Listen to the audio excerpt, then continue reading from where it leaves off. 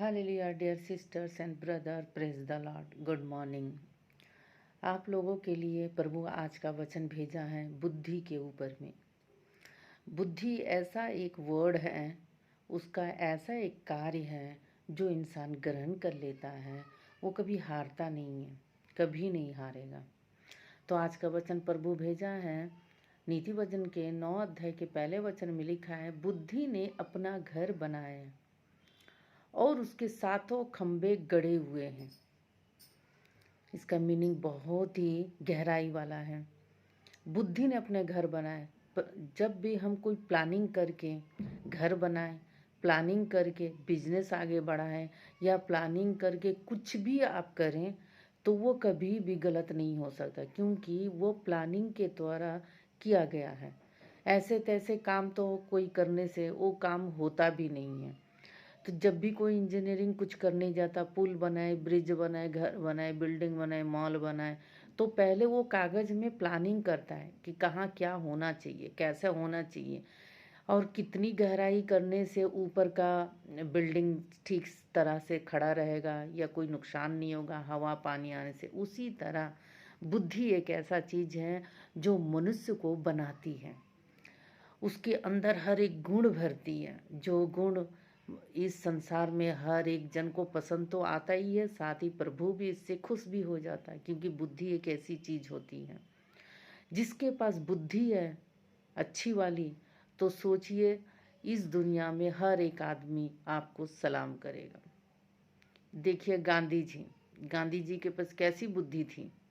आज हर एक जन के जबान पर गांधी जी को सलूट भी करते हैं, इज्जत के साथ उसका नाम भी लेते हैं। उनका सम्मान इतना बड़ा है कि वो नोटों के ऊपर में भी उनका चेहरा है। तो सोचिए बुद्धि क्या क्या कर सकती है।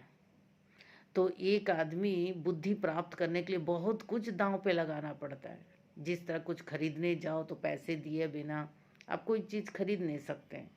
तो बुद्धि के लिए तो पैसे तो दिया नहीं जाता है, क्योंकि बुद्धि कोई दिखाई देने वाली वस्तु तो नहीं है जो आप बुद्धि के लिए पैसा खर्च करेंगे।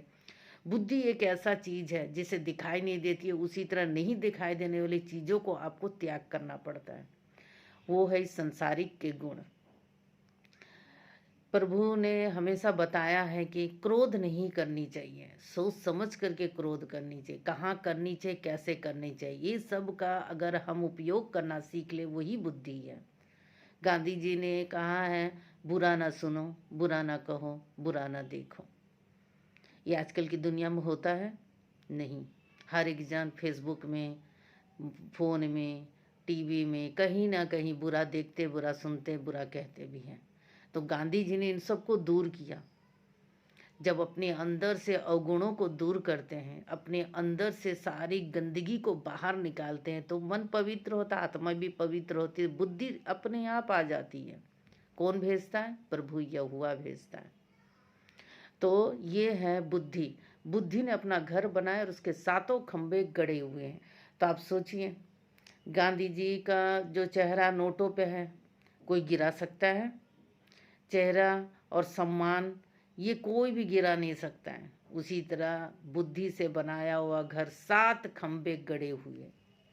7 खंबे गड़े होने का मतलब मजबूत पिलर, मजबूत स्थान कोई नहीं हटा सकता है।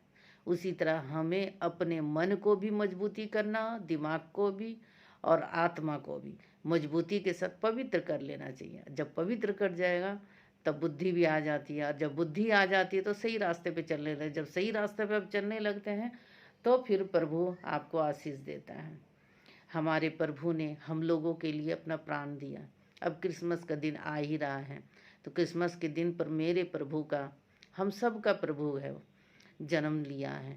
किस लिए? हम लोगों के लिए उन्होंने जन्म लिया, हमारे पापों को धोने के लिए। क्योंकि हम लोग इतने पाप में पड़ गए थे, इतने पाप में पड़ गए थे कि हम लोग को पता ही नहीं चला कितना पाप होता चल गया।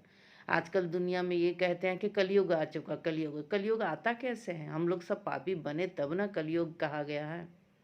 कोई आके तो हमें पापी दे तो नहीं देता ना। हम गंदगी में गिरने से हमारे शरीर में गंदा चिपक जाता है, उसी तरह पाप में भी हम गिरेंगे तभी हम पापी बन जाते हैं। तो इस सब को हटाने के लिए, हम सब को पवित्र करने के लिए ने यीशु प्रभु ने अपना जान दांव पे लगाया, कुर्बानी दी हम लोगों के लिए।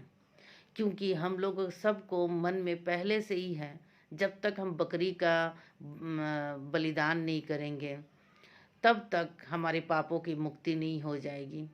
तो इसी तरह हमारे दिमाग में अभी से नहीं, पूर्वजों से ही हमारे दिमाग में ये है कि हम जब तक बलि नहीं करेंगे हमारे पाप का छुटकारा नहीं होगा। तो हमारे ही द्वारा ही प्रभु ने ये कहा कि अगर बलि के द्वारा ही अगर पवित्र होता है, पाप धुल सकता है, तो ऐसे हर साल बलि क्यों करें? एक ही बार में बलि कर लेने से आप लोगों के पाप धुल जाते। इसलिए प्रभु ने हमारे लिए, हम सब के लिए पापों से छुटकारा पाने के लिए अपने आप को कुर्बानी दी है। उस कुर्बानी को जो मान लेता है वो पाप से हट जाता है, वो पवित्र हो जाता है, उसके लिए कोई न्याय नहीं होगा, सीधे वो स्वर्ग जाता है। लेकिन सच्चे मन से उसे ग्रहण करने से ही होगा। ये नहीं कि आज कह दिया कि यीशु प्रभु ने हमारे लिए जान दिया, हम मान लिया, कल फिर वही गलत काम करेंगे। ऐसा नहीं हो सकता है। सच्चे मन से स्वीकार करना भी है और सच्चे मन से प्रभु के बताए हुए रास्तों पे चलना भी है, तभी हो सकता है। इसीलिए आप लोग बुद्धि को अपना घर बनाइए, अपना स्थान दीजिए। देखिए आप लोग कहाँ से कहाँ पहुँच जाते हैं। आप लोग का भी इस दुनिया में सम्मान होगा। Thank you. जय मसीह की। Have a wonderful life.